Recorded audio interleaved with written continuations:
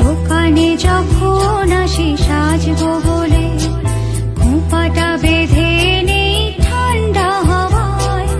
আর শীতে যখন এই চোখ ভরে যায়, মনে হয় বাবা যেন বলছে আমায়, আয় খুকু আয়, আয় খুকু আয়, আয় খুকু আয়, আয় খুকু আয়।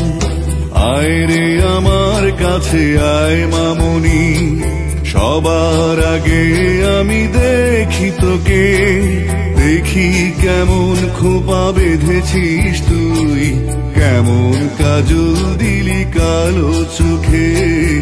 আয় খুকু আয়।